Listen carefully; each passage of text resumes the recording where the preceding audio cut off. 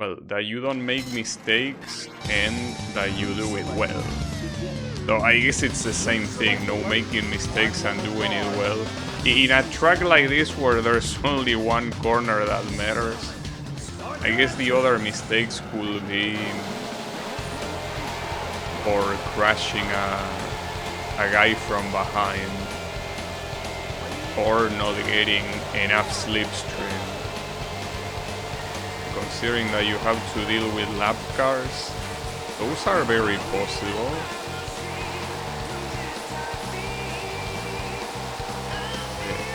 No, that big of a deal. Okay, that was slow. That should be faster than that. Like, the speed cannot fall below 280. I mean, if it already reaches 280, it's bad. It will be 285, I think, at minimum.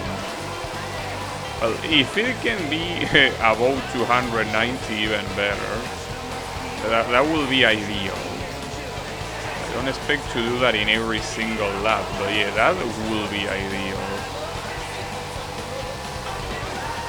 I think that also depends on how much slipstream you can get before you take on the corner.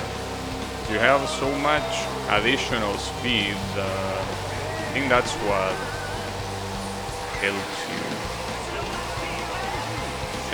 That should be fine too, staying above 280. No, don't touch the grass, damn it. It's a bad thing.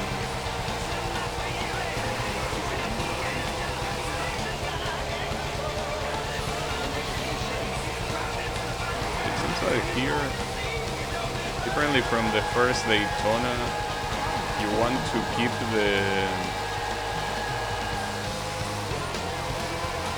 the lap time below 17 and a half. Being in the 17 range is not enough.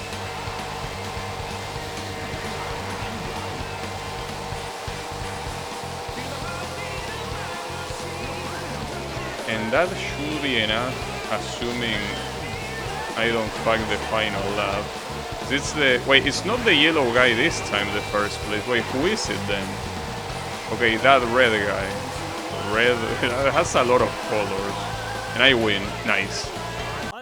Oh, and almost sub 17 on the final lap. Alright.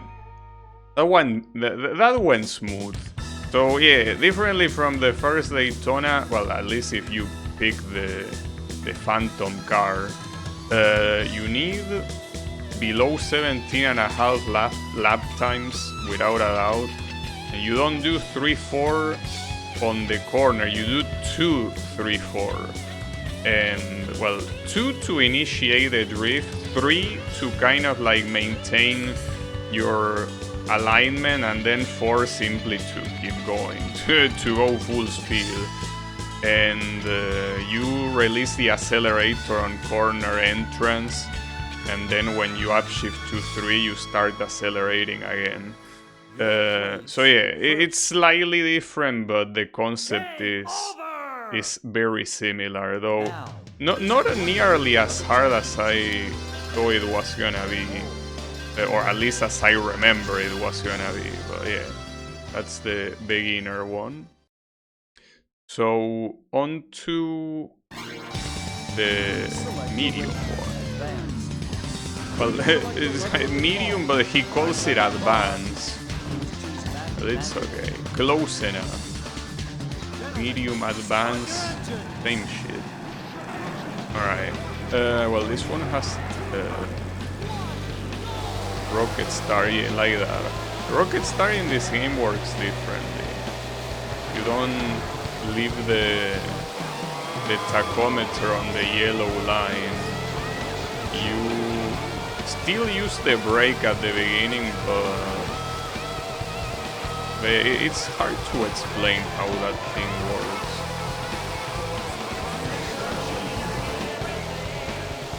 It's more of a thing that you have to feel. It's essentially accelerating, and when it says go, you have to be around the yellow line. But you have to be there accelerating, not keeping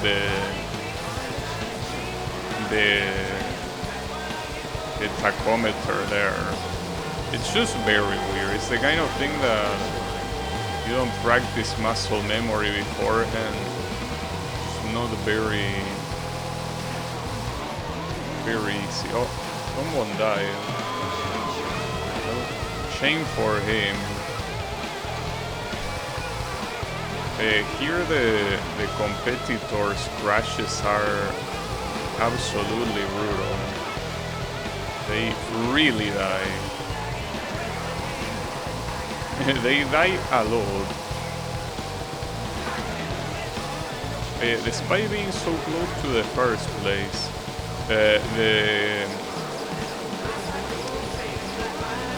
the first place always goes too fast. You cannot reach him that easily. You need to, first of all, have a slipstream. Without slipstream, I don't think you can reach him. But maybe you can reach him with better cornering, but in a straight line without slipstream, I don't think you're catching him. I catch the slipstream here. No, I'm still too hard. So this was a near perfect attempt, but yeah, I guess the guy that crashed in this section slowed me down. Even if just speaking of which, a lap car. Wasn't expecting that guy there. Well, I'm at slipstream now. Can I overtake him?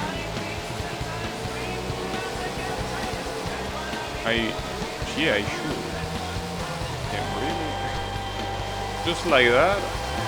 On the first try? Well, I can do it indeed, team. On the first try, well, I did say that this second track is the easiest one in the game if you know what to do, but damn. I think it's the first time in a Daytona game that the first attempt on a track I beat it. Well, the first attempt after a lot of practice and muscle memory, but the first attempt of the stream at least. This one is mostly getting that corner on the amusement park where the giant skeleton is. That's the key. If you can get that corner right, the other ones you can go very slow comparatively to how it will be doing it optimally, and you will still win. But yeah, the amusement park one is the one that you have to nail, and it's not easy to do so.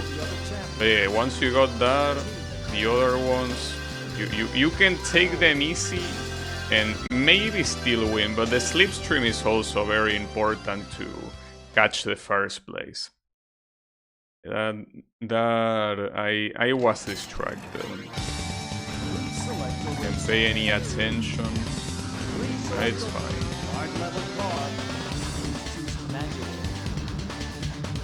It would be nice if the menu. Well, it's easy to say now because you played on an emulator.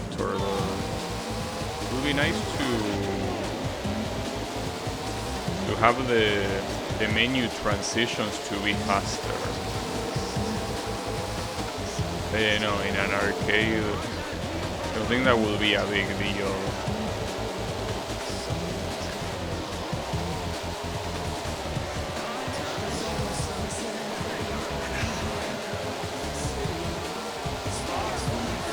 I'm remembering some of these corners how slow I was supposed to go. I don't think it was that slow.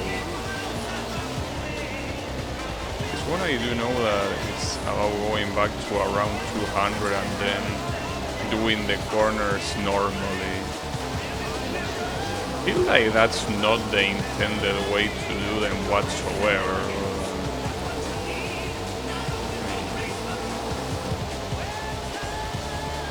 There is an intended way, I don't know which one it is.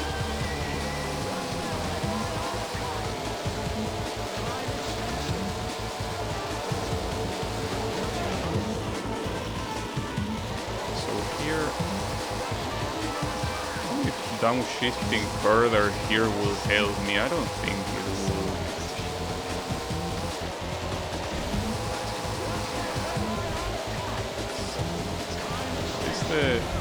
The first place is relatively close, for now, that is.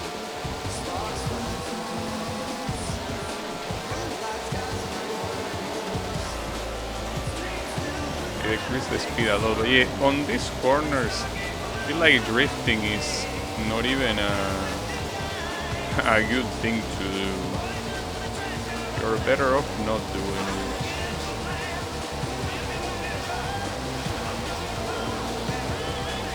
I got quite close here. Be nice to not fumble it.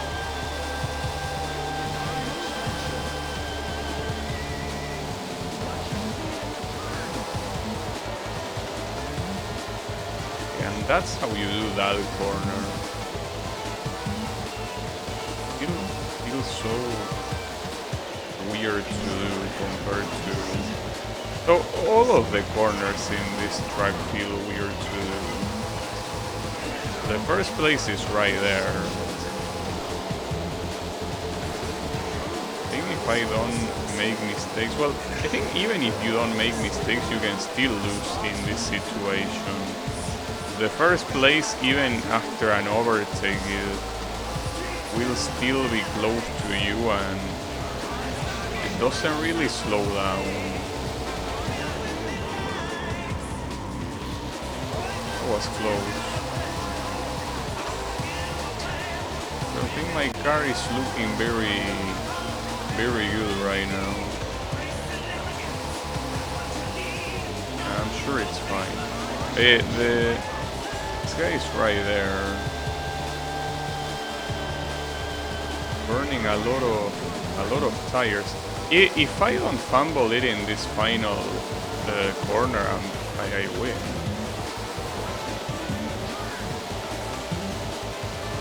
Correct, right? This should be a win. This is a win? No. Yeah, it is. Tim, but barely. Well, that actually took less than expected. This is a track that is mostly about doing downshift to 3 and then to 4. But you barely even drift. It's more like you should, you know, steer like normally, as if you were playing Ridge Racer. Well, no, actually that's a bad example. You also drifting that game. No, it's like you're playing Gran Turismo. Like you take these corners as if you were playing Gran Turismo by just steering normally and trying to drift the least possible, which kinda goes against what you usually do in Daytona. But yeah, except for that corner that you do want to drift, the rest is mostly going slow and getting the corners. And that was a bad run, by the way. Like, it could have been so much better, but it seems like you do get some margin to get that first place without that much trouble. Corner. You never failed that. You never failed that corner. So why now? Not like it was a good attempt in the first place, but come on, dude. Hit a grid.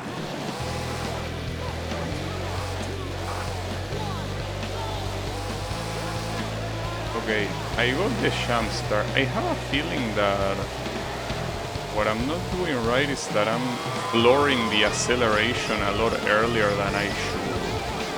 Like that time I actually let the accelerator before the yellow line for longer, and it seemed like it worked. Or it worked well enough. But yeah, it's still so hard to pull off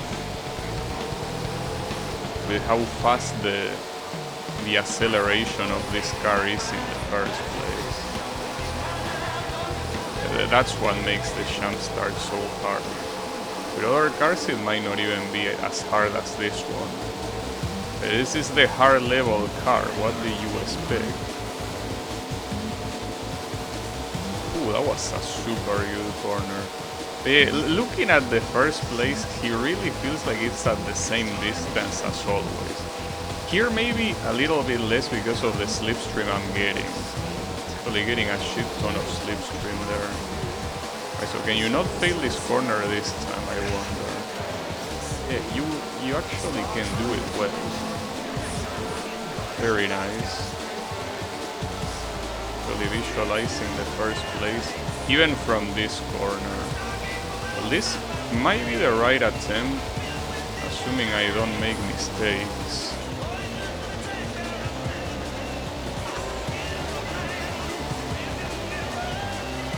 You know, it will be, if I don't make mistakes, this is the winning attempt. That's a big if, as always.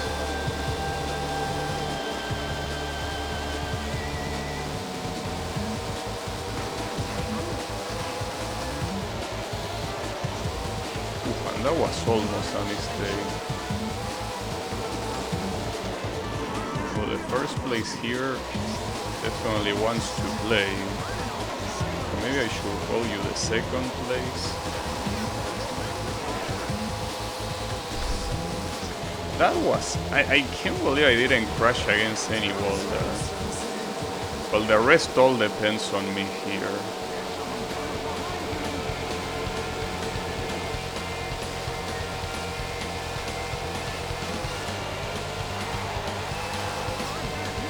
Crashing against me, bitch.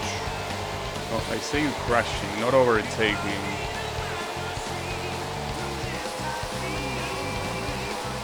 That was a slow... Nice!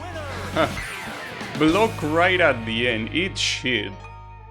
Poof. Well, there you have it. That took like triple the time that it took me to win the other 3 races. That's crazy. Really didn't expect this one to be that hard, but the jump start, it's not mandatory, but it almost feels like it is. And then it's a matter of not doing a single mistake. You do one corner badly and you don't win. I guess you can say that about the other tracks as well, but this one, as you can see with how close I was to losing even with no mistakes, really, it really requires that, requires almost perfect handling. But hey, that was all of the tracks on hardest difficulty with the Phantom. So GG's.